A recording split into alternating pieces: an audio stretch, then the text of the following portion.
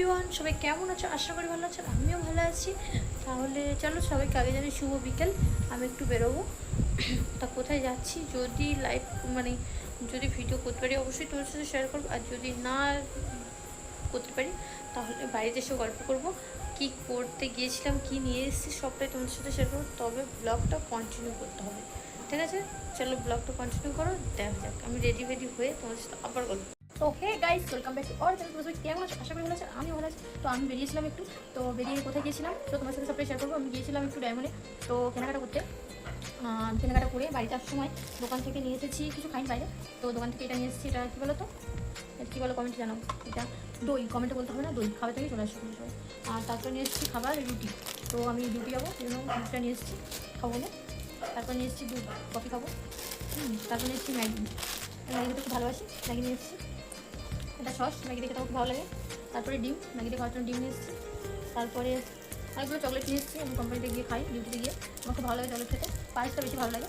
তো কারো চকলেট খেতে ভালো লাগে অবশ্যই কমেন্ট করে থাকতে। আর তার সাথে আমি নিয়ে এসেছি কি জানো, এই রুটি দুটো নিয়ে এসেছি, অনেক পাওয়া যায় না, দুটো খুব ভালো লাগে আমার। তার জন্য বাদ দাও, বাট এখন আমি কফি খাবো, কফি আর পকোড়া। তাই আমি পকোড়াটা নিজের হাতে বানাবো, ঠিক আছে? তো তোমার সাথে সেই পকোড়াটা বানানো তোমার সাথে সবটাই শেয়ার করবো। আর কন্টিনিউ করো ব্লগটা, তাহলে দেখতে পাবো, ঠিক আছে? তো গাইস, তোমরা খাবে? আমি খেয়ে নিচ্ছি, ঠিক আছে? আমার তো খুব ভালো লাগে খেলে, তাদের চলে আসো।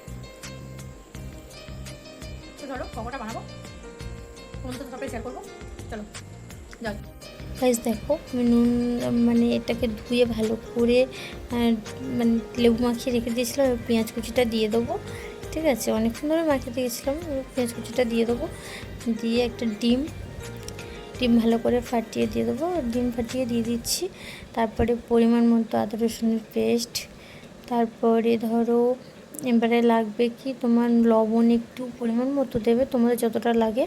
তারপরে এবার দেবে ধনে গুঁড়ো, তারপরে দেবো একটু গরম মশলা গুঁড়ো, তারপরে একটু কালার লঙ্কা গুঁড়ো দিচ্ছি।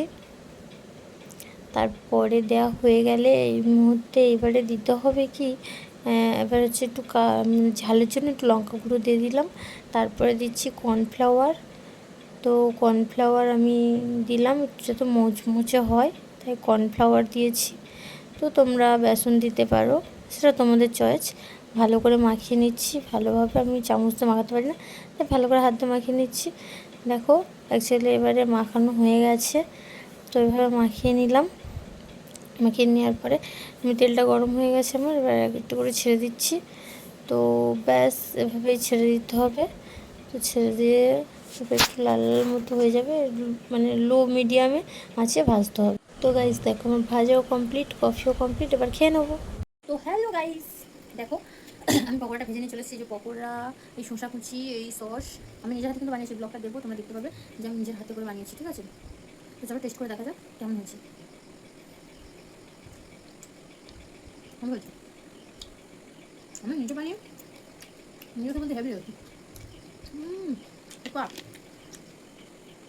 এটা নিজের হাতে নিজে করে হয়ে একটু ভালো বলো, অবশ্যই কমেন্ট করো।